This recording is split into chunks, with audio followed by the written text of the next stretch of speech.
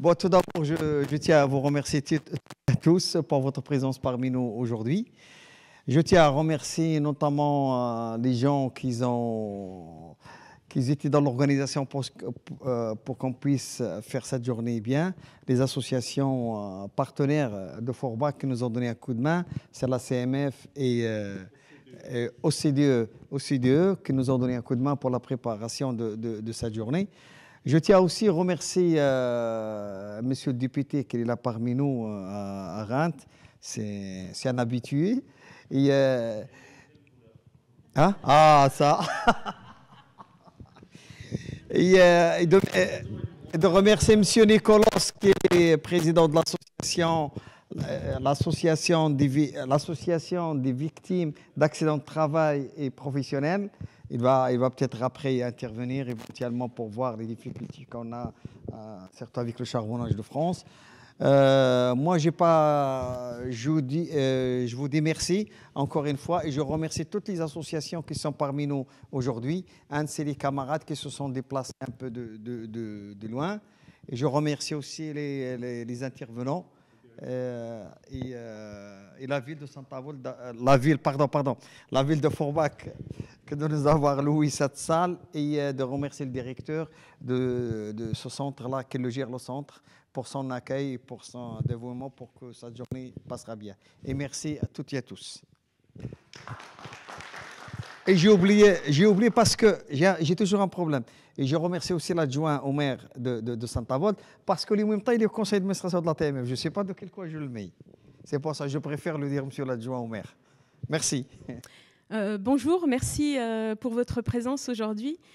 Cette journée, elle est assez spéciale parce que pour nos organisations, tu vas présenter IDD ou pas? Donc, je suis la présidente d'IDD. Là, plutôt. Voilà, je suis présidente d'IDD. C'est un réseau d'associations et qui s'appelle Immigration, Développement, Démocratie. Donc, moi, je voulais vous remercier pour cette journée. Elle est importante pour nous parce que ça fait un moment qu'on travaille avec la TMF qui fait partie du réseau IDD pour préparer cette journée.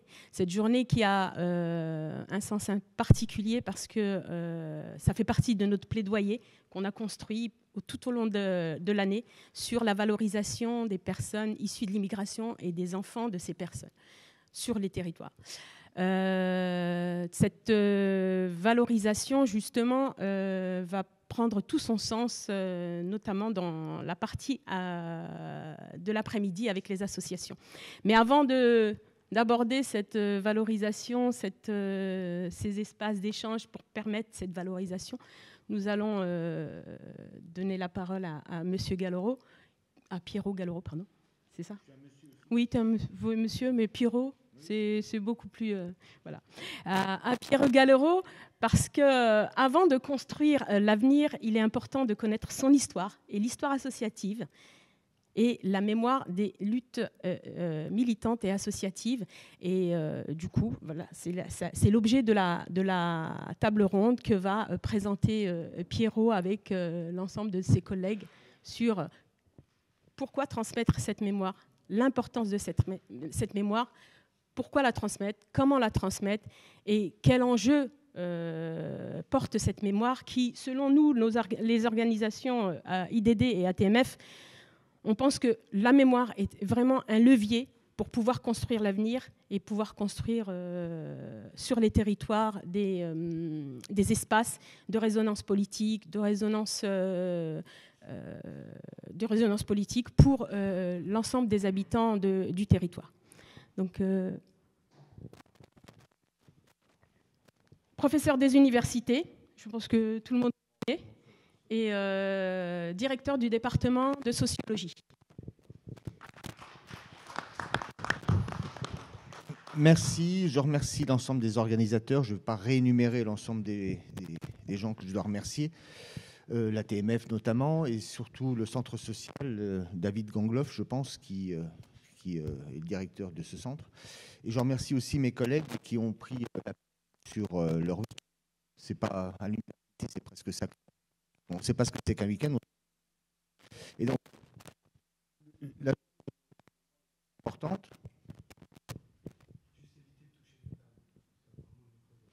Voilà, comme ça. Très bien. Je vais essayer de bouger ma main gauche. Je vais la poser près de lui. Voilà. C'est pas comme dans les émissions années 70. 70, moi je voulais faire des roulades et tout, je peux pas. Donc voilà, je vais être statique. Autrement, vous m'auriez vu danser, faire du smurf, etc. Mais bon. Ou du rail, danser avec mon épaule. Mais je vais pas le faire. Enfin, pas aujourd'hui. Alors je remercie évidemment les organisateurs parce que cette journée, à mes yeux, est assez importante dans la mesure où la question de la mémoire, pour les universitaires qui ne sommes pas vraiment très, on va dire, au fait des manifestations. Nous, on connaît bien les manifestations comme des colloques, comme des congrès, les journées d'études, où on est entre nous, entre pairs. Là, c'est un peu particulier parce que ça nous oblige aussi, nous, à réfléchir sur une notion, un objet qu'on appelle la mémoire, et qui doit être un objet, on va dire, citoyen. Alors, je m'explique. Citoyen, ça veut dire quoi? Ça veut dire que c'est un objet qui, dans les sciences sociales, s'appelle un objet frontière. Un objet frontière, ça veut dire que c'est un objet où tout le monde est... Et en étant au bord de cette frontière, on est capable de faire des dialogues. Et c'est ce qui est le plus important. C'est-à-dire qu'au lieu de discuter entre nous sur les notions, on est là pour justement faire un échange à la fois d'expérience, ce que nous, on connaît du point de vue, on va dire, intellectuel, mais aussi d'expérience des vécus, parce que la mémoire, depuis les travaux d'un sociologue qui s'appelle Maurice Halbach, dans les années... La mémoire, c'est un objet collectif. Et c'est pour ça que je parlais de citoyenneté, parce que collectif, ça veut dire que ça touche tout le monde. Ça touche tout le monde parce que c'est un objet qui permet ce qu'on appelle de l'inclusion. C'est un objet d'inclusion. Mais en même temps, on va le voir, c'est un objet d'inclusion qui est un petit peu comme une pièce de monnaie. Vous avez le côté pile, l'inclusion, mais ça peut être aussi un objet d'exclusion, parce qu'on peut avoir non pas la mémoire, qui peut être vue comme quelque chose de collectif, qui rassemble les gens, la même mémoire, tout le monde partage la même mémoire, mais on a aussi ce qu'on appelle la guerre des mémoires. Et cette guerre des mémoires, évidemment, c'est plutôt une guerre qui pourrait provoquer une scission dans le collectif. Et ce qui se passe aujourd'hui, c'est qu'on a des universitaires qui travaillent dans des domaines différents. Moi, je suis en sociologie, même si j'ai une formation d'historien. Mon collègue Pascal Radji travaille en histoire à l'Université de Lorraine. Je le laisserai se présenter lui-même. Et mon collègue Denis Couteau, lui, travaille en histoire, mais au Luxembourg. Et donc, on va voir que c'est important, cette question de la mémoire avec une frontière qui coupe le territoire sur lesquels, là où les mémoires ont lieu. Et puis, il y a aussi l'institution qui est une institution mémorielle qui est représentée ici par Agnès Arquesroth, qui vient du musée de l'immigration à Paris. Alors, quand je dis que c'est du collectif, dans les années 30, on prend conscience qu'il y a ce qu'on appelle, ce que Maurice Halbach s'appelle la mémoire collective. La mémoire collective, c'est-à-dire une mémoire qui est partagée par des groupes, au-delà des individus, parce qu'on voit bien que quand on parle de la mémoire, il y a chacun portons en nous, en tant qu'individu. Moi, je me pense en tant que Pierrot Galoro avec mon histoire personnelle, mon histoire familiale. Moi aussi, je suis issu on va dire, de ce qu'on appelle l'immigration, parce que mon père est venu dans les années 50 travailler dans le fer, pas dans le charbon. Donc, il y a cette histoire-là qui fait qu'il y a cette mémoire qui est là autour de l'immigration, mais c'est une même immigration qui est l'immigration qui arrive dans les années 50 et qui est l'immigration de la région, du pays, de la grande région, parce qu'on est en contact avec d'autres du côté belge et du côté luxembourgeois. C'est pour ça que quand on parle de mémoire collective, c'est une mémoire qui touche les individus, mais qui touche aussi les groupes. Et les groupes, ça peut être une nation, ça peut être une grande région, ça peut être aussi des groupes au sein de la région. Donc la mémoire est à la fois inclusive, exclusive, et c'est en lien avec, si vous voulez, la prise de conscience, parce qu'il faut une prise de conscience qu'on porte une mémoire. Et cette prise de conscience n'est arrivée que très tardivement dans un pays comme la France, parce que l'immigration en tant qu'objet d'étude, pour nous, en tant que scientifiques, n'existe que depuis les années 1980. Avant, la question de l'immigration n'était pas vue comme un objet d'étude. C'était quelque chose qui était enchâssé dans une autre dimension, qui était le monde ouvrier. On étudiait les ouvriers, et dans les ouvriers, on découvrait qu'il y avait des immigrés.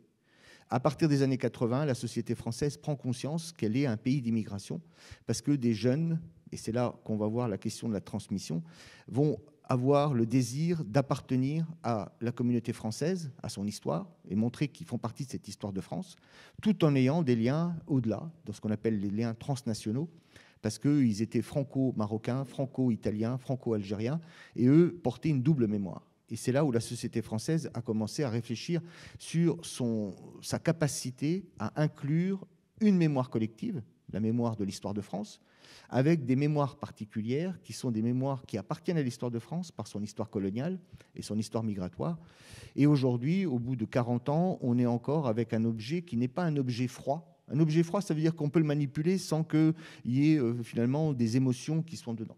La mémoire de l'immigration, l'histoire de l'immigration, la sociologie de l'immigration sont encore en France, et certainement sont dites aussi dans d'autres pays comme le Luxembourg, des mémoires chaudes, c'est-à-dire des mémoires qui provoquent de l'émotion parce qu'aujourd'hui, il y a justement un manque, une incapacité à transmettre une mémoire collective au-delà des mémoires individuelles et des mémoires de groupe.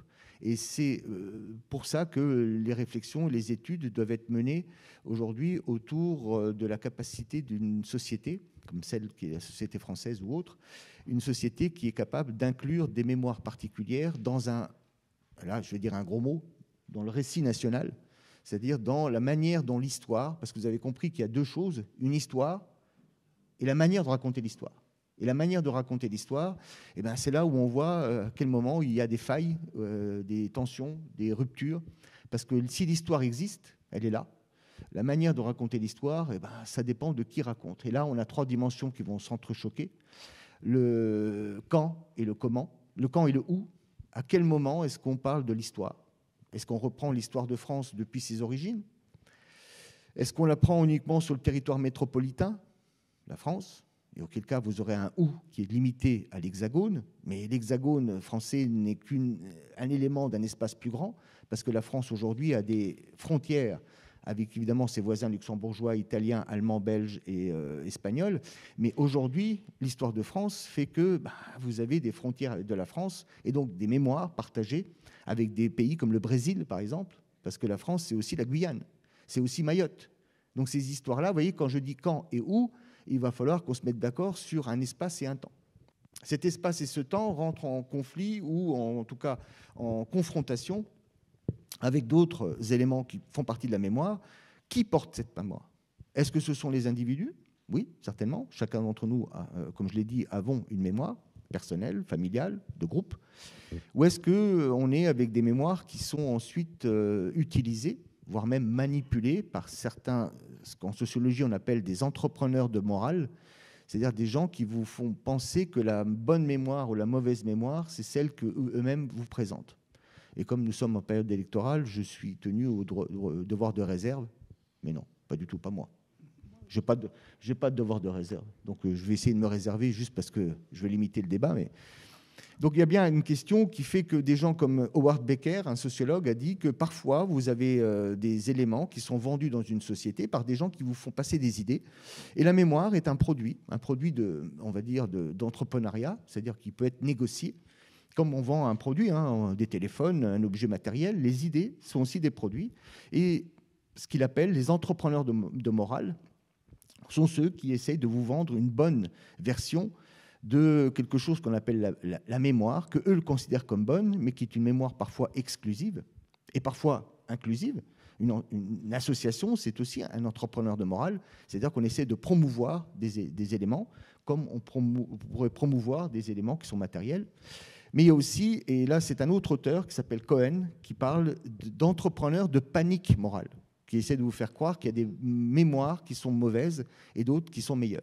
Voilà. Et puis même, on pourrait parler même de peur liquide, comme le dit Bauman. Donc on voit bien qu'il y a déjà deux dimensions dans la mémoire, le quand et le où, et puis le qui. Le qui parle? Est-ce que ce sont des universitaires? Est-ce que ce sont des associations? Est-ce que ce sont des individus? Et la troisième dimension, c'est mettre en scène les mémoires, la mise en scène des mémoires. Et là, nous sommes dans ce qu'on appelle le spectaculaire. Je rappelle l'étymologie du mot spectaculaire, c'est ce qui attire le regard. C'est ce qui fait que dans une société, il y a des éclairages qui sont faits par des individus, des associations, par des institutions, par des chercheurs, qui mettent des éclairages. Et donc, qui dit mise en scène, dit acteur. Il vous faut des acteurs pour faire un spectacle. Et les acteurs, c'est qui? C'est ceux qui jouent des rôles, soit en tant que spectateurs, ceux qui assistent, ceux qui font la promotion des mémoires. Il y a des mises en scène, il y a des récits. des récits, c'est-à-dire la manière de raconter l'histoire, ce que les Allemands appellent, et comme on est en frontalier, et comme Agnès parle très couramment l'allemand, je vais essayer de me la jouer bilingue, alors que je ne connais qu'un mot. Le Geschichte, c'est-à-dire la manière de raconter l'histoire, qui n'a rien à voir avec l'histoire elle-même. L'histoire en elle-même, ce sont des événements, ce sont des faits. La manière de raconter le fait fait que, évidemment, vous avez des distorsions, vous avez une volonté de présenter une forme de réalité, mais la réalité est toujours construite. Et puis, à l'intérieur, vous avez aussi, au-delà du récit, de la narration et de l'histoire, vous avez aussi quelque chose qui est de l'ordre des acteurs qui sont en jeu. Et ces trois dimensions que je viens de vous donner, quand, où, qui et le comment, c'est une question qui est récurrente dans les sciences sociales, c'est d'essayer de comprendre comment est-ce que tout ça permet de faire du récit commun. Donc je reviens à mon idée de citoyen. Citoyen, l'habitant de la cité, celui qui fait de la politique, c'est-à-dire des affaires de la cité, la police, et qui ne regarde pas uniquement que les élus qui sont élus du point de vue politique. C'est le travail des citoyens d'avoir à pouvoir penser le collectif au-delà des particularismes et des particularités, de manière à pouvoir donner un sens en inscrivant la mémoire collective dans le récit national, dans les livres d'histoire, dans les institutions, dans les recherches, dans les associations. Et c'est pour ça que la journée d'aujourd'hui, qui est celle autour du travail de la mobilisation autour des mémoires, je laisse la parole à mes collègues, et donc je vais laisser se présenter d'abord, pour que, en fonction de leurs travaux, en fonction de leur sensibilité aussi, expliquent comment cette mémoire est une mémoire qui contient des mémoires et comment est-ce qu'en histoire on travaille dessus, de part et d'autre de la frontière, mais aussi dans une institution qui a une liste mémorielle, qui est le Musée de l'immigration de Paris. Alors je ne sais pas qui... Agnès, tu veux? Donc Agnès va nous présenter en tant qu'institution comment est-ce que le Musée de l'immigration a déjà pris forme et quelles sont les missions. Et après, évidemment, on aura un échange. Vous pouvez nous interrompre à n'importe quel moment. Là, je présente de manière générale. Et ensuite, ce qu'on cherche ici, c'est vraiment un dialogue.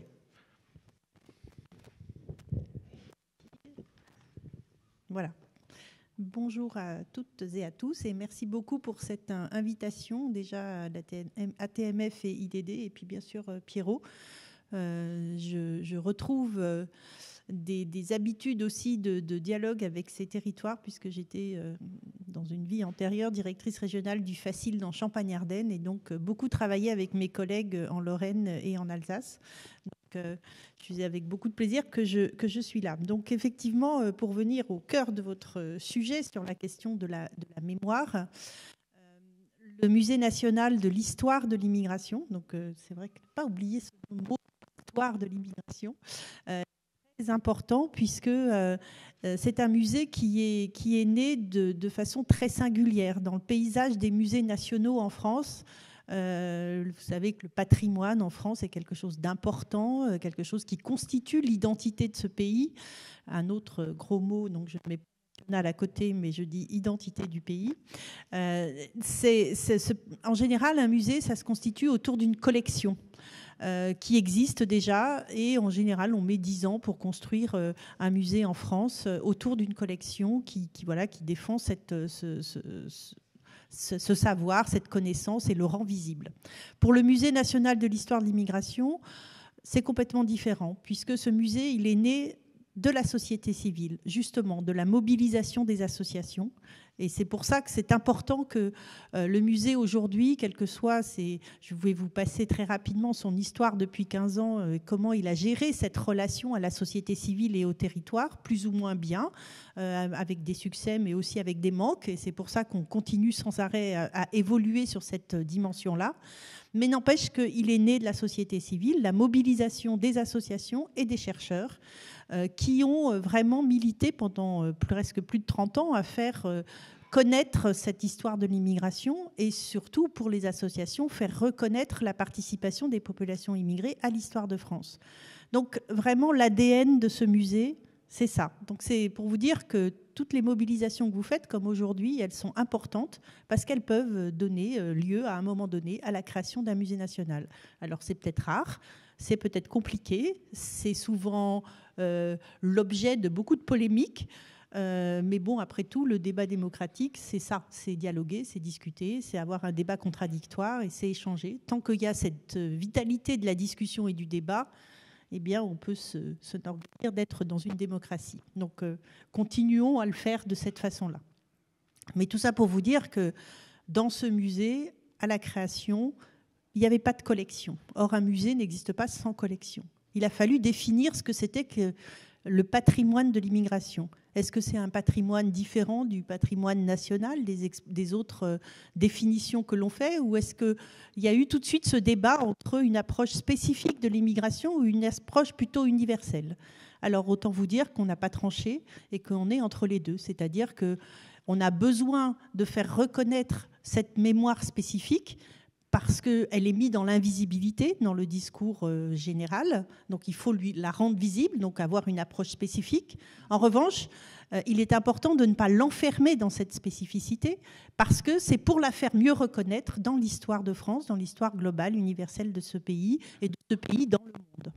Donc, vous voyez un peu déjà la problématique. Et donc, j'en arrive c'est pour ça que je rappelais le mot de musée national de l'histoire de l'immigration, puisque dès le départ, on a cette ambition, ce défi, cet enjeu de vouloir articuler histoire et mémoire, pour justement voir à quel moment il n'y a pas de vérité dans l'histoire, il n'y a pas de vérité dans les mémoires, mais peut-être qu'entre les deux, dans cette articulation, on approche finalement de quelque chose qui permette aux citoyens de se reconnaître dans le récit qui est fait du pays dans lequel il vit, ou dans lequel il contribue aussi à construire son histoire et sa culture.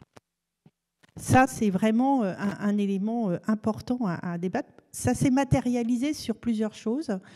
L'une, c'est que ça a posé la question de la gouvernance. Normalement, dans un musée national en France, vous avez un conseil d'administration avec en général un président ou présidente du conseil d'administration qui est un conservateur.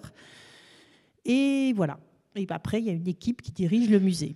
Au Musée national de l'histoire de l'immigration, nous avons un conseil d'administration, mais qui est présidé par quelqu'un de la société civile qui lui-même a eu un parcours migratoire. Donc ça, c'est déjà un point singulier. Et puis, il y a ce qu'on appelle un conseil d'orientation, qui est aujourd'hui présidé par François Errand, professeur au Collège de France et directeur de l'Institut Convergence Migration. Donc quelqu'un qui est vraiment au cœur même des réflexions et des recherches qui sont faites sur les questions d'histoire des migrations. Et dans ce conseil d'orientation, il y a un collège de partenaires qui sont issus de la société civile et donc des associations. Alors, c'est pas parfait parce qu'on pourrait se poser la question de la représentativité. Est-ce que ce collège de partenaires représente vraiment tous les territoires? Est-ce qu'ils ne représentent pas qu'eux-mêmes, etc. On ne va pas rentrer dans ce débat, mais n'empêche qu'il existe un conseil d'orientation. Je ne dis pas que ce n'est pas un débat intéressant, c'est un débat très important qu'on va d'ailleurs mener dans pas longtemps, mais c'est juste parce que l'objet de cette réunion aujourd'hui, c'est plus sur la question de mémoire aussi, et donc je ne voudrais pas m'étendre sur ça. Cela dit, voilà, dans ce conseil d'orientation, il y a des représentants aussi des territoires. Et donc ça, c'est important parce qu'ils ont du coup voix pour faire des propositions dans l'orientation et dans les programmations du Musée national de l'histoire des migrations.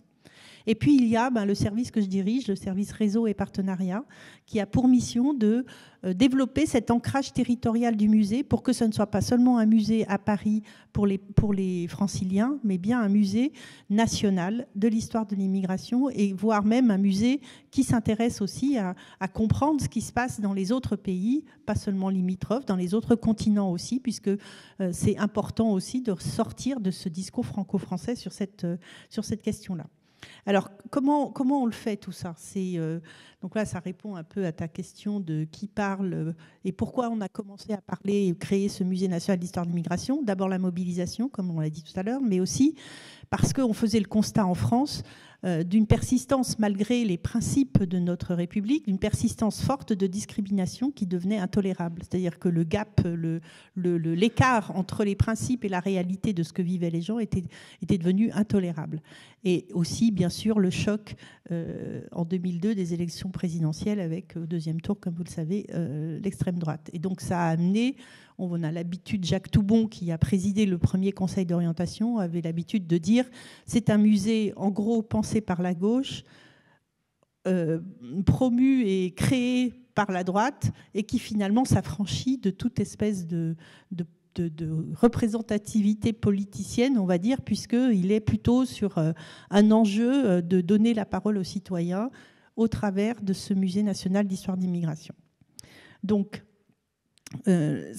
comment on a transformé ça? Donc, je l'ai dit, conseil d'orientation, un service dédié à cette question des partenariats et des réseaux et des territoires. Et dans la collection, une collection nationale, il faut savoir que c'est régi par la loi, c'est très précis. Quand on entre un objet en collection nationale, il est inaliénable, on est obligé de le préserver, de le conserver, et il est là pour nous permettre de créer des traces qui permettront d'écrire l'histoire pour les générations futures. Donc c'est quelque chose de très fort symboliquement. Donc notre rôle a été de créer une compréhension de cette collection au travers de 3 regards. Un regard sur l'histoire, bien sûr, puisqu'on est un musée d'histoire. Donc dans cette collection historique, il y a essentiellement des documents d'archives et des photographies, beaucoup. Un regard au travers de l'art contemporain, puisque beaucoup d'artistes se sont emparés de cette question pour apporter leur propre sensibilité, et ça nous permet aussi de toucher des publics qui ne sont pas forcément touchés par une question plus intellectuelle sur l'histoire de l'immigration, mais qui sont confrontés dans leur vie à questionner leur rapport à la différence. Et donc, c'est aussi intéressant au travers de l'art contemporain. Et puis une collection qui va vous intéresser, qui s'appelait au départ une collection ethno, c'est-à-dire qu'elle collectait les témoignages des migrants au travers d'objets symboliques de leur parcours de migration. Et donc, c'était, par exemple, on a un ouvrier qui a construit la gare RER des Halles à Paris et qui a le sentiment vraiment d'avoir créé une œuvre au sens vraiment de quelque chose de presque, comment dire, artistique, mais aussi quelque chose qui fait que ça crée sa personne, ça donne du sens, ça donne une direction, un destin à sa vie, que d'avoir participé à ce pays en créant la plus grande station RER. Et donc, il nous a donné une pierre qu'il a pris à 300 ou 400 mètres dans le fond. Quand vous présentez cette pierre à la commission des acquisitions du ministère de la Culture, ça pose question. Vous avez la Joconde et puis vous avez une pierre. Voilà. Donc cette pierre, il faut la faire parler, il faut la faire vibrer. Et on l'a fait vibrer, on l'a fait parler au travers du témoignage de cet homme qui nous raconte comment il a participé à l'histoire de ce pays au travers de cette pierre. Donc voilà, c'est juste, je vous donne un exemple comme celui-ci. Une évolution intéressante de cette collection, c'est que souvent j'ai défendu l'idée que l'histoire de l'immigration, c'est pas seulement l'histoire des migrants. Pourquoi est-ce qu'il faudrait toujours demander aux migrants de témoigner? Quelque part, c'est une espèce de violation aussi. Ils ont peut-être envie de garder leur propre histoire et pas toujours la mettre à nu. La visibilité, elle est importante pour l'histoire de l'immigration, mais pas forcément de toujours aller rentrer dans l'intimité finalement de ces parcours. Et donc, on a élargi cette collection et qu'on appelle aujourd'hui collection société, parce que c'est aussi l'histoire de tous les gens qui accompagnent l'histoire de l'immigration, qui accueillent ces migrants, qui sont autour d'eux, qui militent aussi avec eux. Et donc, on a élargi. Par exemple, maintenant, on a fait rentrer des objets de l'Aquarius pour témoigner aussi de tout ce qui a été fait en mer par ces équipes et ces organisations. Donc, voilà pour les collections. Et dans les expositions que nous développons, les expositions temporaires, on en a 2 par an. On essaie d'alterner des expositions sur une thématique plutôt culturelle, par exemple migration et la mode. Comment on s'aperçoit qu'il y a beaucoup d'étrangers venus s'installer en France qui ont participé au développement de la haute couture française, alors qu'on peut dire que la haute couture française... elle est franco-française. Non, souvent, elle a eu des apports de culturels très divers, dont on peut être fier, bien sûr, mais il est important aussi de reconnaître d'où ça vient et qu'il y a eu cette mixité, cette hybridation des influences culturelles pour créer la haute couture française, par exemple. Mais après, on va aussi rentrer dans une exposition temporaire plus par communauté. Il y a eu sur les Italiens. Bientôt, en 2023, ce sera sur les migrations asiatiques, etc. Donc, on essaie d'alterner ces choses. Et sur le parcours permanent, là aussi, ça fait écho à ce que disait Pierrot tout à l'heure en introduction. Au départ, on a eu un parcours permanent qui s'appelait Repères et qui correspond à la prise de conscience qu'il y avait en 2007 de l'importance de créer à l'époque une cité nationale de l'histoire de l'immigration. Et ceux qui étaient aux manettes pour vraiment créer ça, c'était beaucoup le Facilde, que vous connaissez tous, et qui a disparu entre-temps, mais qui était plutôt du côté des ministères des Affaires sociales ou du ministère de l'Intérieur, étrangement. Mais donc, du coup, là, il y a eu plus une logique d'un parcours d'intégration idéal type. Donc, on disait pourquoi on migre, on arrive, on est face à l'État, on cherche du travail, on cherche du logement. Ensuite, on va participer aux luttes sociales, culturelles, artistiques, et on arrive dans une France de la diversité. Et la borne chronologique qui était donnée à ce parcours était 1789. Pourquoi ? Parce que, évidemment, on rappelait les principes républicains du citoyen sans différence des origines, etc. Mais continuer à annoncer la non-différence des origines tout en laissant faire ces discriminations, il y avait aussi là une tension qui n'était pas évidente. Aujourd'hui, on est en train de reconstruire notre parcours permanent grâce à des études d'une quarantaine de scientifiques qui ont travaillé autour de Patrick Boucheron, professeur au Collège de France, et qui a fini par éditer un livre, faire histoire commune d'un parcours de diversité. Et donc ce parcours permanent est en train d'être mis en scène pour éviter d'avoir un livre d'histoire sur les murs, qui est souvent, pardonnez-moi messieurs, indigeste, parce que autant c'est passionnant de lire des livres d'histoire, autant c'est assez indigeste de les lire sur les... Donc là, il a fallu qu'on fasse un travail de mise en scène au travers des objets pour rendre les choses sensibles, pour rendre les choses parlantes, et c'est ce qu'on est en train de faire en ce moment, et le nouveau parcours permanent ouvrira vraisemblablement en mars 2023. Et on double la surface d'exposition de ce parcours permanent. Borne chronologique importante. On ne commence plus en 1789, on commence en 1685, le Code noir, la révocation de l'édit de Nantes, pour nous permettre de pouvoir parler des déplacements forcés, de l'esclavage et bien sûr de l'histoire de la colonisation. L'articulation que l'on fait. Et puis, autre point qu'on a abordé, on développe des conventions cadres, des partenariats cadres avec des réseaux de réseaux, donc soit des collectivités territoriales qui vont pouvoir démultiplier le travail que l'on fait sur les territoires, soit des fédérations d'associations qui vont démultiplier dans leur réseau. Et au travers de ça, on propose des ateliers préjugés, stéréotypes et représentations que Pierrot anime avec son collègue Yvan Gastaud, des expositions mobiles, je vois que vous en avez une ici, qui sont déclinées des expositions temporaires et qui vous permettent d'avoir accès aux offres culturelles et aux ressources du musée, et on vous accompagne dans des programmations autour de ce travail-là. Et puis, pour ce qui vous concerne aujourd'hui sur la mémoire, on a aussi engagé un travail nouveau, et je finirai sur ça, qui est d'encourager les musées en région à aller, puisque tous les musées en France ont l'obligation de numériser leurs collections. Or, il n'existait aucune indexation sur le thème de migration humaine. Donc forcément, on avait l'impression que dans tous les musées de France, il n'y avait rien qui n'était relatif à la question des migrations, ce qui est évidemment totalement faux. Donc notre idée, ça a été de négocier auprès du ministère de la Culture un nouvel item qui est migration humaine. Et maintenant, nous accompagnons les musées en région pour revisiter leurs collections et mettre en visibilité ce qui, dans leur collection, est relatif à la migration humaine, avec aussi l'intention que dans la rotation des œuvres qui auront lieu dans l'exposition permanente, on puisse faire des demandes aux musées en région pour qu'il y ait cette représentativité des différents territoires dans l'exposition permanente du Musée national.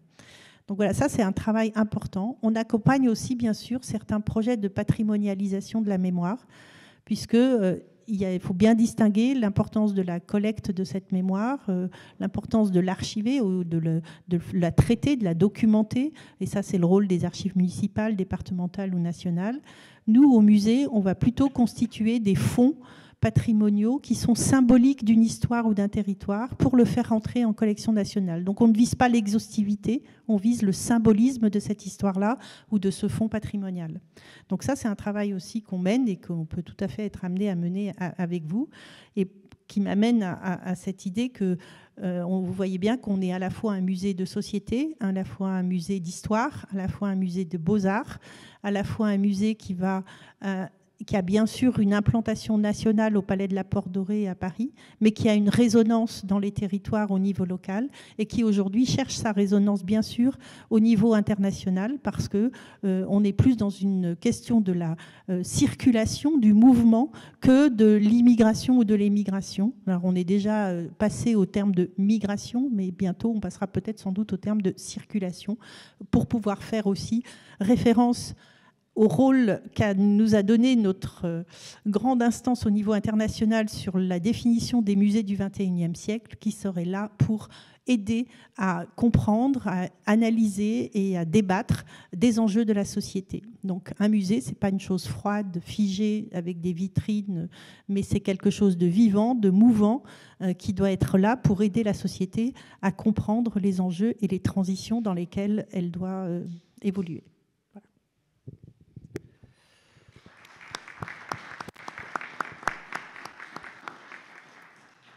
Merci Agnès. Donc on voit bien dans l'exposé qu'on part de l'individu.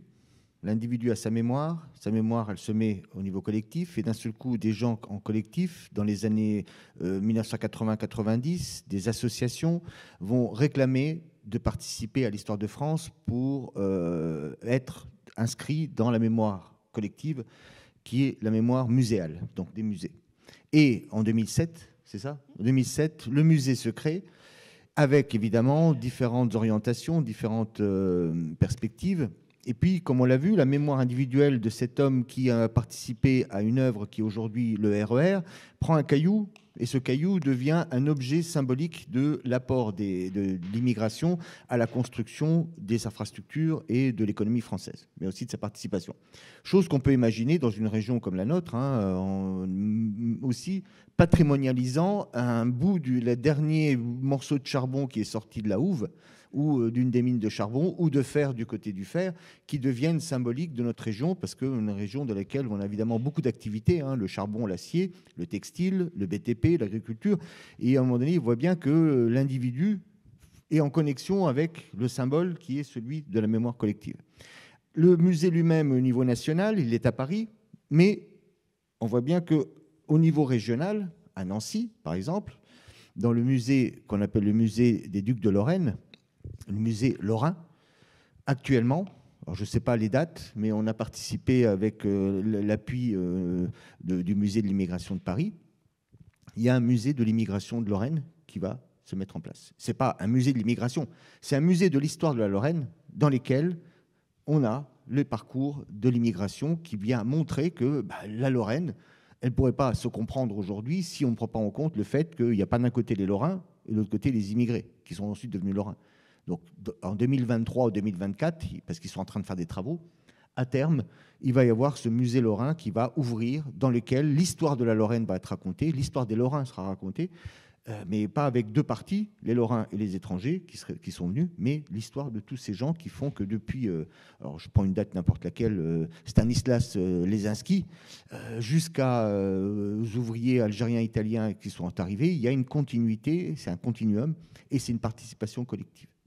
Voilà, donc de ce point de vue-là, je pense que je peux passer la parole à Pascal, qui lui a plutôt des travaux, il va se présenter mieux que je ne le fais.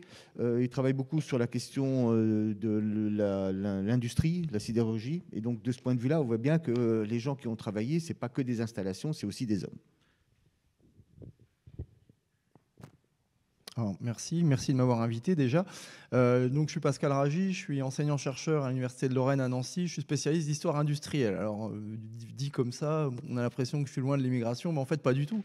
Et Moi, ce qui m'intéresse dans mes travaux, alors moi, j'ai un peu travaillé ici aussi, j'ai interrogé des anciens mineurs de charbon, moi, je suis moi-même le descendant de mineurs de fer, j'ai travaillé avec des sidérurgistes, et c'est intéressant d'être invité aujourd'hui par une association, parce que moi, dans mes travaux, ce qui m'a, bon, à part le fait de raconter l'histoire industrielle, bon, ça tout le monde l'aura compris, mais moi, ce qui m'intéresse, c'est la transmission. C'est-à-dire comment on transmet l'expérience de l'immigration. Alors c'est facile, on peut prendre ça de très haut en disant voilà, il y a des groupes, alors vous êtes italien, vous êtes algérien, vous êtes marocain, et puis voilà, ça s'est passé comme ça.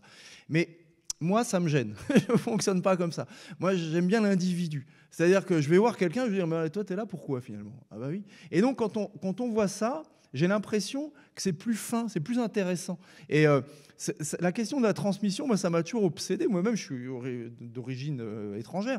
Et donc, c'est intéressant de voir ça. Et quand on creuse, et c'est notamment le travail des associations, c'est ça qui est intéressant, on se rend compte de tout cet aspect un peu comme un kaléidoscope. Le fait que tous ces gens qu'on essentialise, on dit, voilà, toi, tu es algérien, toi, tu es italien.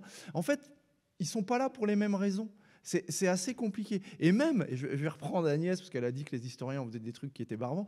Elle a dit un truc à un moment donné, elle a dit, voilà, les gens viennent en France et cherchent du travail. Mais j'ai envie de lui dire, en histoire, on a fait venir des gens, ils n'ont même pas cherché de travail.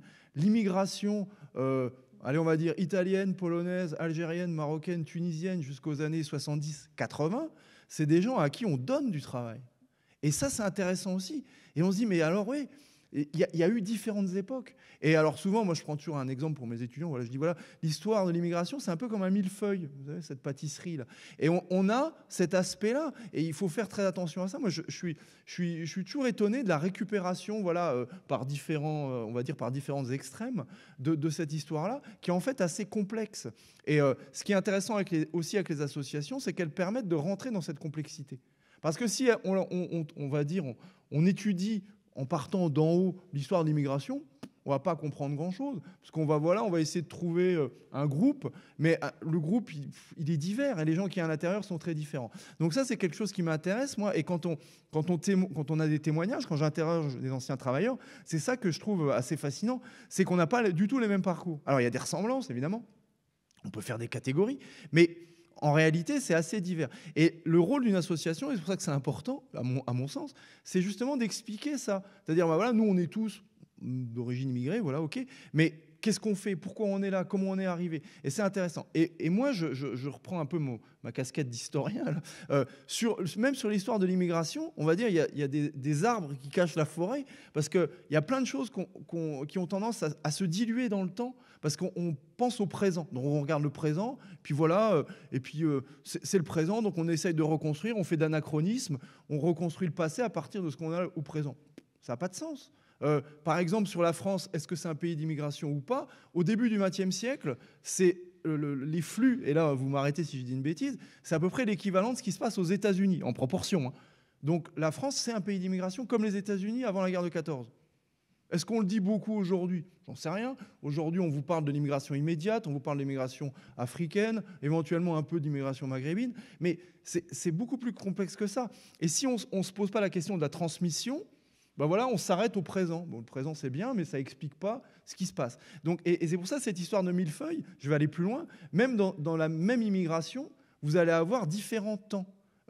C'est Gérard Noiriel, un grand spécialiste de l'histoire de l'immigration, qui expliquait, par exemple, qu'il y a une surreprésentation des gens d'origine algérienne chez les chirurgiens. Alors là, vous dites à un Français au hasard dans la rue, mais alors l'immigration algérienne, c'est quoi? C'est des ouvriers qui sont dans les usines. Et en fait, non, parce qu'il y a plusieurs temps. Et ça, c'est intéressant. Et l'association, ça permet ça aussi. Ça montre qu'il y a des temps. Et de la même façon, moi, je suis descendant d'immigrés, je ne sais pas comment on peut dire, issu d'immigration, ce que vous voulez, vous employez les termes que vous voulez. Là aussi, je suis dans un temps différent. Moi, je vais avoir un avis sur ce qu'a fait mon grand-père, qui ne sera pas l'avis qu'il avait lui. Puis, je n'ai pas pu discuter avec lui de ça. C'est complexe. Et ça aussi, l'association sert aussi à ça. Moi, c'est ça qui m'intéresse. Parce que le récit de tous ces gens-là qu'on voit autour de nous, des anciens, il est plus complexe que ce qu'on pourrait croire. C'est des choses qu'on ne peut pas forcément toujours saisir parce qu'on est trop jeune. Et donc, il y a une capacité d'écoute aussi. Moi, j'écoute, j'aime bien parler, mais j'écoute aussi beaucoup les gens. Parce que à chaque fois, on apprend des choses. On dit, tiens, bon, c'était comme ça, et on n'a pas cette idée. Et je trouve que, et c'est ce que disait Pierrot au tout début, en introduction, c'est un sujet chaud, l'immigration, c'est sensible. Les gens réagissent tout de suite. Mais alors, les gens, ils ont des idées simples. Alors, je ne sais pas pourquoi.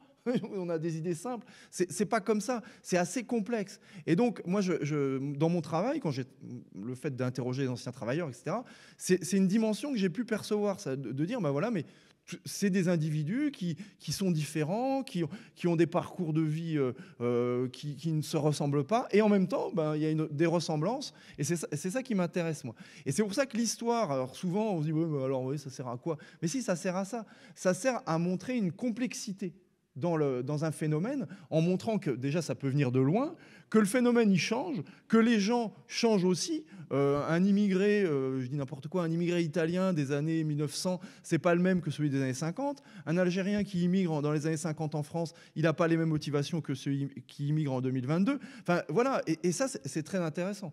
Moi je crois que c'est grâce aux associations qu'on va pouvoir avoir cette compréhension-là. Et on ne comprendra pas, et je reprends ce qu'a dit Pierrot et ce qu'a dit Agnès aussi, on ne comprendra pas certains territoires de la France si on ne parle pas de l'immigration. Ça n'a pas de sens. Sinon, il nous manque un bout. Et donc, on ne peut pas travailler, on va dire ça, sur la France si on ne se rend pas compte de l'immigration et de l'importance qu'elle a. Ça remonte à très loin. D'ailleurs, c'est intéressant ce que disait Agnès sur le choix de la date. On remonte au XVIIe siècle. Alors, le code noir, etc., c'est des choses plutôt négatives.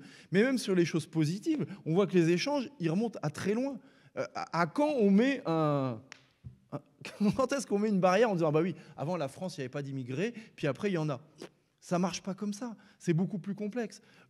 Moi, je crois que, et c'est une réflexion, après, Denis peut-être rebondira là-dessus, si on peut mettre une barrière sur les changements de l'histoire de l'immigration, etc., moi je crois que la dernière barrière qu'on peut mettre, et on est aujourd'hui à Forbach, et j'en parle donc d'autant plus facilement, la dernière barrière peut-être c'est le début des années 80, enfin fin des années 70, quand on va chercher au sens propre du terme des travailleurs marocains pour les faire travailler dans les mines. Et ça c'est une barrière. Pourquoi? Parce qu'après, selon moi, après les années 80, on est dans des immigrations qui sont beaucoup plus individualistes, avec des gens qui se déplacent pour des raisons plus, on va dire, plus personnelles. Ça veut pas dire qu'elles n'existaient pas avant, mais avant, il y avait une façon de faire venir les gens. On leur disait, voilà, bah, tu viens travailler en France, tu vas avoir ton boulot, etc. Après, les motivations, elles sont différentes. Elles sont surtout individuelles, c'est-à-dire, voilà, moi, je ne peux pas rester dans mon pays pour des raisons économiques, etc., donc je me déplace. Mais après, je me débrouille tout seul. Et donc ça, à partir des années 80, il y a une nouvelle façon de gérer l'immigration par les individus et par rapport au groupe.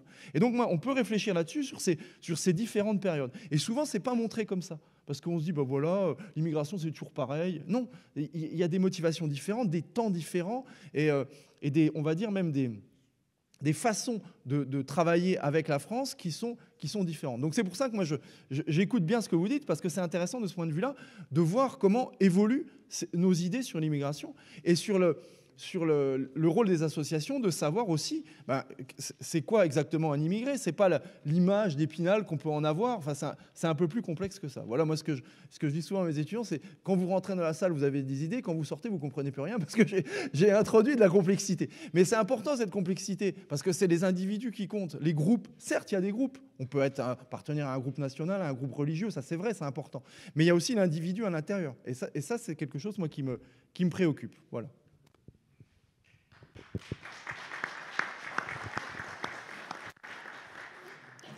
On comprend bien la complexité à la fois de la mémoire, parce qu'elle est individuelle, collective, et ensuite qui en parle, comment on en parle, etc.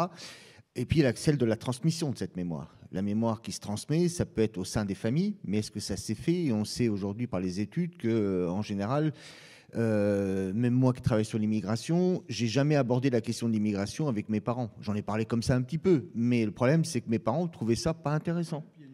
Et il y a une pudeur aussi, puis aussi une forme aussi de vision des choses qui faisait que moi j'étais un scientifique et j'avais des vrais questionnements, et mes parents avaient l'impression de m'avoir tout raconté déjà, alors qu'on n'en a jamais parlé. Mais pour eux c'était évident. Donc il y a des choses qui ne se transmettent pas, même au sein des propres familles. Parfois ça marche, mais en général ça ne marche pas. Et puis il y a une transmission qui déjà au niveau très, on va dire, micro-social, ne se fait pas toujours de manière idéale. Parce que dans les familles, on ne parle pas, ou on ne transmet pas. Alors imaginez la complexité quand on doit transmettre une mémoire collective au niveau national, à travers des musées, à travers des recherches, qui puissent être, on va dire, en harmonie avec le vécu des individus, parce que, comme le disait Ginsburg, aucun homme n'est une île. On n'est pas des îles. On est tous connectés aux autres, ce qui fait que dans une même existence, comme l'a dit Pascal, dans une même existence, celui qui a immigré dans les années 50 ne sera plus le même dans les années 80, 90, 2000. Certains sont venus parce qu'ils voulaient simplement gagner un peu d'argent et retourner au pays, et ils sont restés. D'autres voulaient rester longtemps et ils sont repartis. Ce qui veut dire qu'il y a des individus qui sont partis, revenus. Donc, d'où la question des mémoires, parce que chaque homme a sa propre mémoire. Et dans les mémoires, il y a des choses individuelles, particulières, mais aussi des parcours de vie qui sont très ressemblants. Et c'est extrêmement compliqué quand on doit aborder. Et c'est pour ça que dans la société émerge une volonté de faire bouger les choses.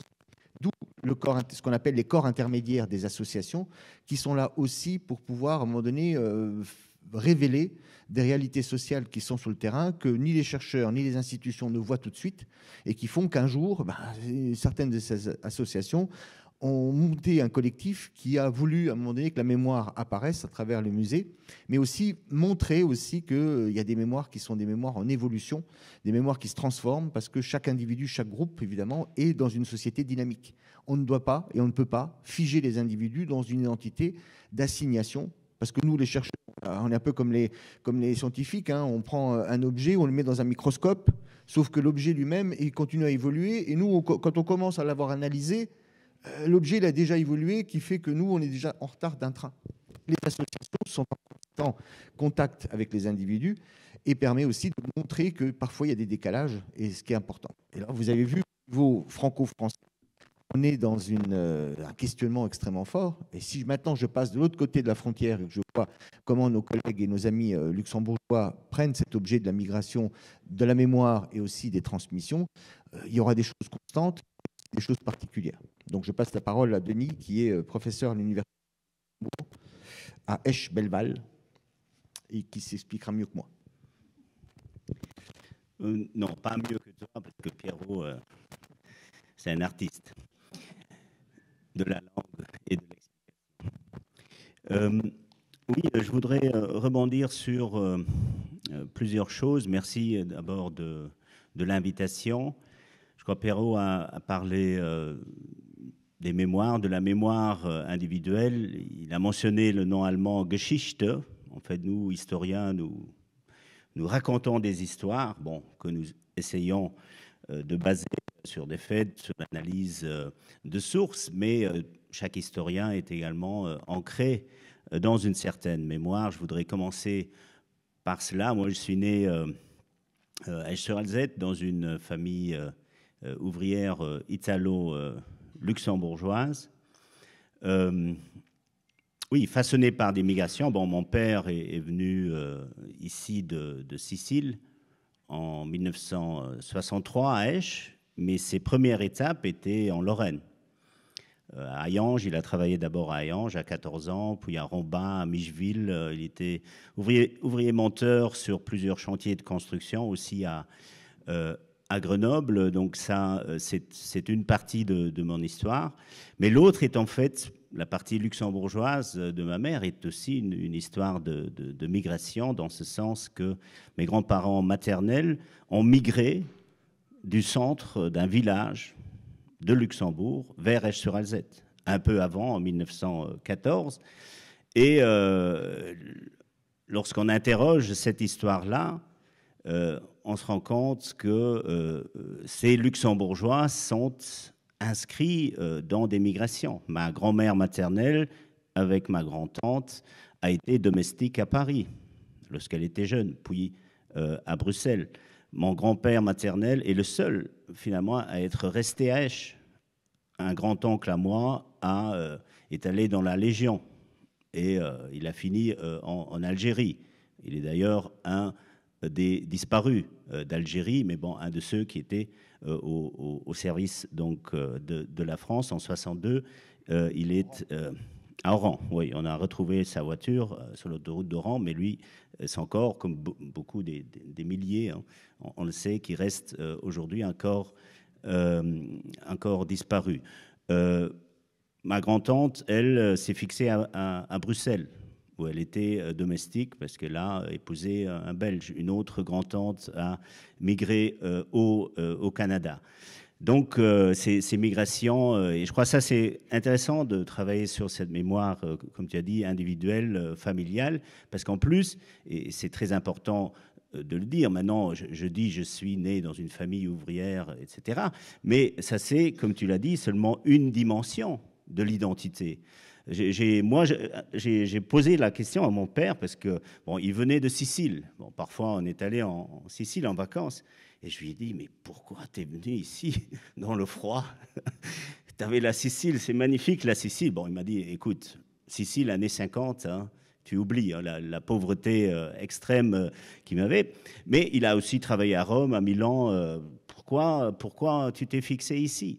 Et il m'a dit, en parlant de Hayange, où il était dans son adolescence, écoute, ici, je pouvais embrasser publiquement les filles. Et si je faisais ça en Sicile, j'étais mort. Donc, quelles sont les raisons pourquoi des gens viennent? Effectivement, on leur donnait du travail, mais ce n'est pas nécessairement le travail finalement qui a joué. Et puis, sa sœur, elle a migré de Catane à Rome, et mon oncle a trouvé un emploi à la RAI, il est devenu employé, donc il est sorti de cette condition ouvrière, et ce qui en plus, pour nous, a été important. On a pu aller passer nos vacances à Rome et dans les environs, ce qui était. Donc, il y a ces multiples dimensions. Donc, ça, c'est quelque chose d'important dont nous devons être conscients lorsque nous faisons un travail d'historien. Puis, il y a les mémoires portées justement par les associations. Et là, je viens un peu à l'historiographie de l'immigration au Luxembourg. Cette historiographie, comme l'a dit aussi Pierrot pour la France, pendant longtemps, on parlait des ouvriers étrangers. Donc les historiens, ils apparaissent dans les ouvrages historiens déjà à cette époque, déjà début du XXe siècle, mais ce sont des ouvriers étrangers. Et la lecture est économique ou elle est ethnique, parce que là commence ce que malheureusement on a encore aujourd'hui, ce sont des gens qui risquent quand même, s'il y en a trop, ça va altérer la substance nationale. Donc aujourd'hui, c'est des discours malheureusement qu'on entend encore. Et ceux qui ont changé cette chose, ce sont les associations. Donc ceux qui travaillent, qui étaient à la fois dans la défense. Au Luxembourg, c'est l'association de soutien des travailleurs immigrés, qui s'appelait d'abord UNIAO, fondée au début des années 70. Ce sont eux qui vont écrire la première publication, Le Luxembourg et les étrangers. Ce sont eux qui vont inviter les historiens à justement s'intéresser à cette histoire de l'immigration. Donc, en même temps, ils sont dans le combat militant, le combat mémoriel, mais on oublie souvent que c'est dans la mémoire que naissent aussi les premières recherches historiques. C'est la même chose au Luxembourg, et je crois, regardez qui étaient les premiers à travailler sur l'histoire juive. Au Luxembourg, ce sont des gens qui ont survécu à la Shoah et qui ont écrit cette histoire. Les historiens ont pris le relais. Donc aussi, dans ce domaine-là, je crois les associations jouent un rôle très important. Un autre grand moteur de l'écriture de l'histoire des migrations est le Centre de documentation sur les migrations humaines de Dudelange, un musée des migrations très actif, fondé à la fin des années 80 par une historienne, mais aussi dans le cadre d'un travail avec les écoles primaires du quartier Italie. Donc de nouveau, il y a là des liens très, très étroits. Mémoire, ensuite, oui, on en a parlé également, quelle est la mémoire finalement qui est visible ou qui n'est pas visible au Luxembourg? Et là, c'est toute la question des entrepreneurs de mémoire. Au Luxembourg, les premiers entrepreneurs de mémoire dans ce sens, c'était des gens qui s'inscrivaient dans la mémoire de l'immigration italienne. C'est un curé de Esch a joué un rôle très important. Le padre Benito Gallo est le premier à avoir écrit une histoire. Donc cette mémoire-là était très visible. Mais jusqu'en 1945, la majeure partie des étrangers au Luxembourg, c'était des Allemands.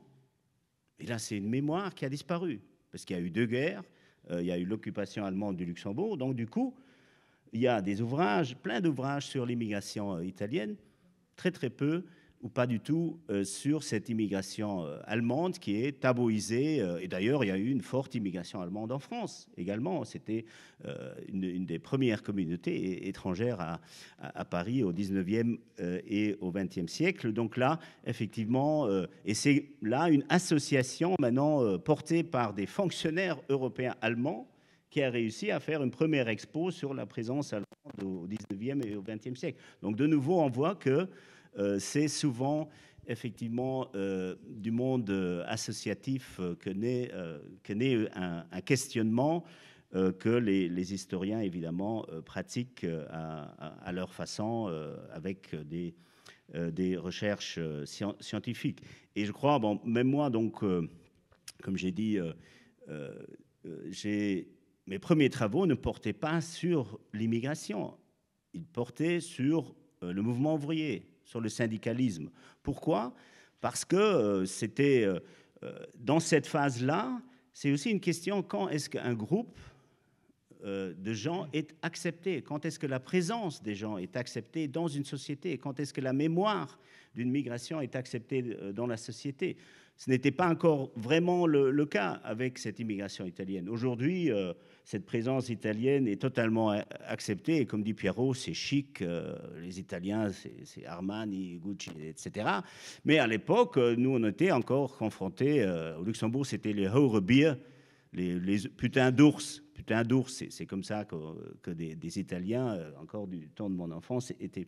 Et du moment qu'il y a eu une acceptation de cette présence, aussi par la société, j'ai commencé à faire une histoire de l'immigration italienne. Donc, il y a aussi ces liens qui sont très importants.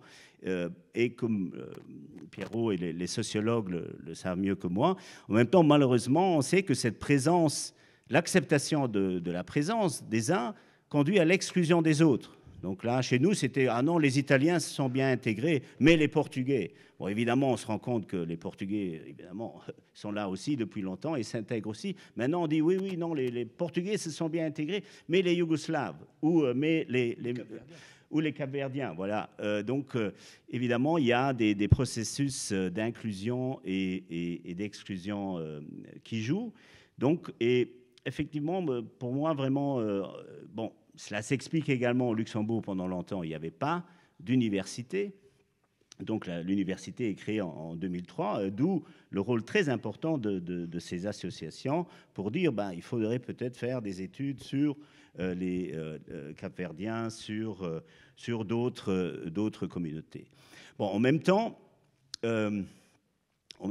et ça, là, pour finir et parler des différents temps de l'histoire, on se rend compte, évidemment, bon, vous connaissez le Luxembourg. Le Luxembourg, donc, après l'industrialisation, un autre secteur économique a pris le relais, c'est la place financière. Donc, qui s'est, à partir de ces années 80, c'est un autre Luxembourg qui est là. Là aussi, la mémoire, moi, j'ai fait ma communion. Donc, le repas de ma communion était à Boulanges, en Lorraine. Nous, on vivait au Luxembourg, en Lorraine. Il y a des scoutos. L'oncle Vito, donc, de mon père, habitait Famec. Donc, il y a des scoutos ici en Lorraine. Ça, c'était un espace de vie commun. Et paradoxalement, les frontières tombent en Europe, mais la frontière mentale, économique, sociale est beaucoup plus visible aujourd'hui.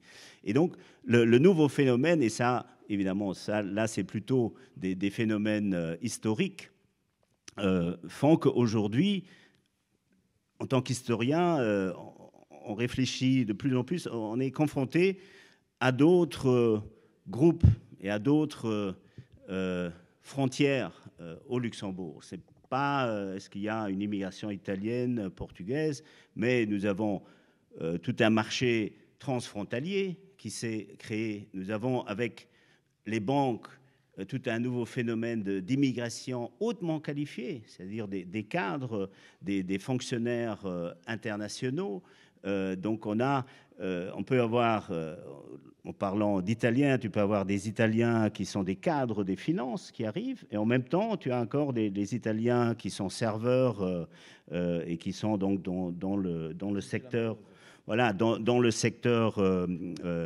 Oresca.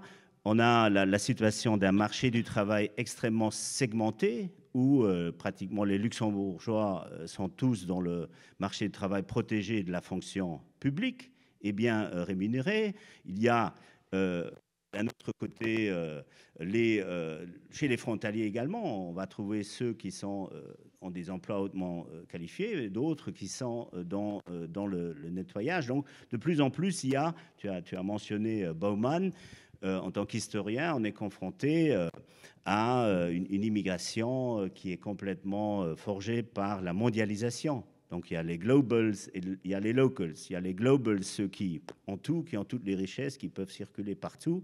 Et il y a les locals qui, eux, ont la pauvreté, les contraintes. Et c'est plutôt là, et ces groupes, il faut les caractériser socialement.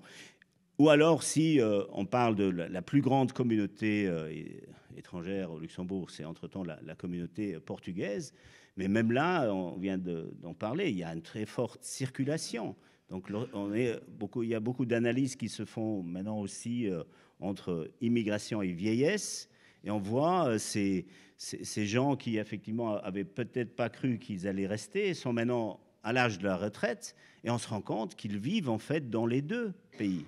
Ils vivent au Luxembourg, ils vivent au Portugal. Donc, il y a aussi cette liquidité de la société, cette fluidité qui nous force à, justement, revoir nos catégories. Mais je crois le monde associatif et les mémoires, ce travail qu'ils font à la fois militant et mémoriel, nous influencent et portent les questions.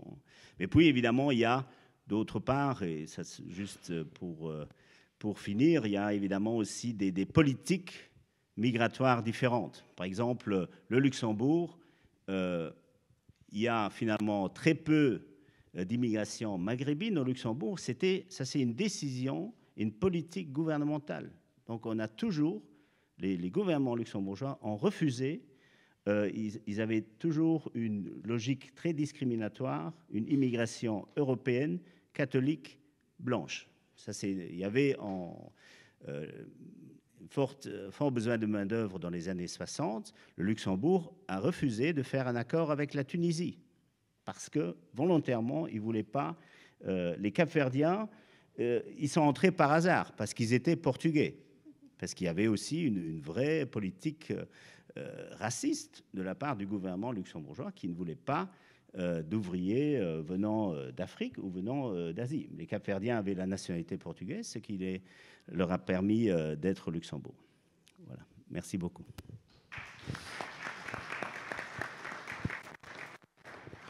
Donc on comprend déjà par nos interventions, qui évidemment sont à la fois limitées dans les thématiques, dans l'espace et dans le temps, que la question de l'histoire de l'immigration et de la mémoire des immigrations extrêmement complexe, parce que vous voyez bien que dans deux espaces, on n'a pas la même histoire.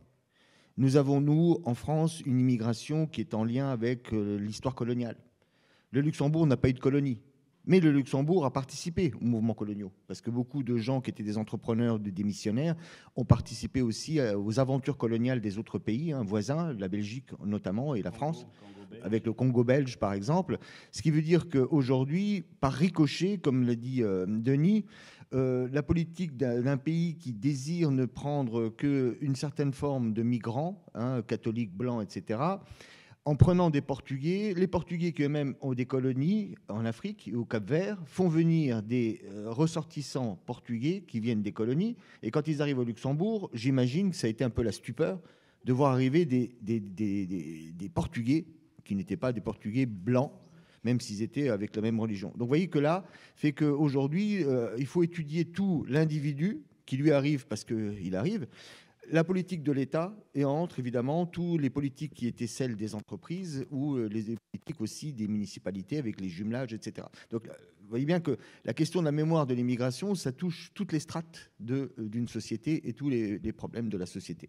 Ça touche aussi à la mémoire des familles, parce que, comme on l'a compris, hein, tu as une famille qui est transnationale, partie en France, une partie au Luxembourg. Je pense que si chacun d'entre nous réfléchit autour de soi pour voir où est sa famille, moi, je prends ma famille aussi parce que je vais partir de ma famille. Mes parents sont français, ils viennent d'Italie. J'ai donc une partie de ma famille qui est encore en Italie. Mais j'ai aussi des oncles qui sont partis aux États-Unis. Donc, j'ai aussi des cousins, des oncles qui sont aux États-Unis. Et aussi, du côté de mon père, des gens qui sont partis au Brésil. Et si je regarde un peu l'histoire familiale, eh ben, j'ai des cousins, oncles, tantes sur tous les continents. Et en même temps, je me sens français tout en ayant le sentiment que je suis aussi d'ailleurs. Donc ma propre mémoire, elle est complètement éclatée en ayant évidemment l'idée que je forme une unité à moi tout seul. Et ben, l'histoire de l'immigration, c'est un peu comme une histoire personnelle et familiale où on ne peut pas non plus considérer que la France, c'est uniquement l'Hexagone, parce qu'aujourd'hui, la France est représentée dans le monde par des territoires d'outre-mer et des départements. Donc elle est présente sur plusieurs continents. Donc c'est ça l'histoire de France. C'est pas uniquement l'histoire de France métropolitaine. C'est une histoire qui est en lien avec l'immigration européenne, certes, les voisins luxembourgeois, belges, italiens, ok, mais il y a aussi l'histoire qui vient d'au-delà parce que nous avons eu des colonies et aujourd'hui nous sommes dans une immigration qui, du point de vue, on va dire, du terme post-colonial, après les colonies, hein, je prends le terme historien plutôt que le terme, on va dire, sociologique, parce qu'il y a aussi des études post-coloniales, c'est un peu plus complexe. Si je prends juste le post comme après, une fois que les colonies sont arrêtées, on est encore aujourd'hui. Et cette histoire coloniale, aujourd'hui, évidemment, fait que l'histoire de l'immigration italienne, si on prend celle-là, parce qu'on en a parlé, ou polonaise, peu importe, mais l'histoire de l'immigration de tous les gens qui sont venus des anciennes colonies, c'est pratiquement pas la même histoire. Et c'est pas la même mémoire.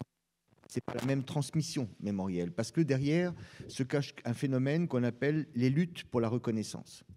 Être reconnu déjà, parce que, et ça c'est tous les travaux, on va dire, de l'école de philosophie de Francfort, avec Habermas, Jürgen Habermas, un philosophe, qui dit que les individus n'ont qu'un désir, c'est celui d'être reconnus. Et les luttes pour la reconnaissance qui commencent dans les années 60-70, ben c'est les mouvements où, vous voyez, aux États-Unis, par exemple, les Noirs, les Afro-Américains noirs ont voulu être reconnus comme des citoyens américains à part entière, alors qu'ils sont aux États-Unis depuis plusieurs siècles. Ça rejoint les luttes de groupes qui sont stigmatisés dans la société un peu partout dans le monde en fonction de leur orientation sexuelle ou de leur genre, hein, le MLF par exemple. Et aujourd'hui, on est avec la volonté, et c'est de là que vient cette question des luttes mémorielles, de gens qui veulent être reconnus comme étant à la fois dans une société française, appartenir à la France, et c'est tout le mouvement de ce qu'on a appelé la lutte pour la marche pour l'égalité et contre le racisme de 83, qu'on a appelé ensuite la marche des beurs, où les gens réclamaient le fait d'être dans la banalité.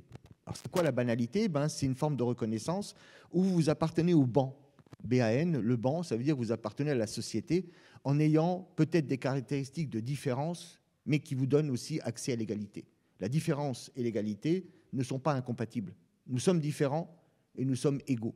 Nous sommes égaux, pourquoi ? Parce que nous appartenons à un même groupe qui est la base, le groupe de l'humanité. Et en tant qu'humain, et c'est tout le langage on va dire des religions, des chrétiens, avec le discours de saint Paul dans la lettre aux Galates, Dieu nous a créés tous à son image. Et donc forcément, nous sommes le produit de quelque chose qui serait une humanité mise sous l'égide de Dieu. Je ne revendique pas évidemment un discours pareil parce que je suis pas vraiment religieux de mon côté, pour avoir les examens. On est dans une société dans laquelle les individus veulent être à la fois citoyens de la mêmeté. Mêmeté, ça veut dire qu'on est tous égaux dans le sens où on est tous les mêmes. On est tous des clones. C'est pas possible.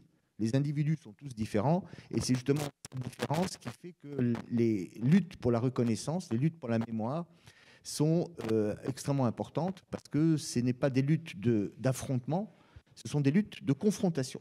Ce n'est pas la même chose. L'affrontement, c'est que chacun va tirer à soi en disant « ma mémoire est meilleure que la tienne ». La confrontation, c'est de dire « on a tous des mémoires différentes, ces mémoires, on les met tous en commun, on les met commun où ? Dans la recherche, dans les institutions, dans les associations, et ensuite on voit comment est-ce qu'on se relie les uns aux autres. La mémoire italienne, la mémoire maghrébine, la mémoire africaine, ce n'est pas des mémoires séparées, c'est des mémoires qui sont des mémoires collectives, des mémoires communes, parce qu'elles participent à un commun qui est celui de créer des citoyens qui ont conscience que malgré les différences, nous sommes égaux. Et c'est ce qui est le plus important en fait dans la mémoire, d'où l'importance des travaux de chercheurs, d'institutions, mais aussi de citoyens, d'individus et de collectifs qu'on appelle les associations, pour rappeler un petit peu qu'on n'est pas dans le morcellement, on n'est pas dans la balkanisation des mémoires, on n'est pas avec des mémoires qui se juxtaposent, mais c'est des mémoires qui convergent vers un commun, et c'est ce commun-là qu'il faut construire aujourd'hui.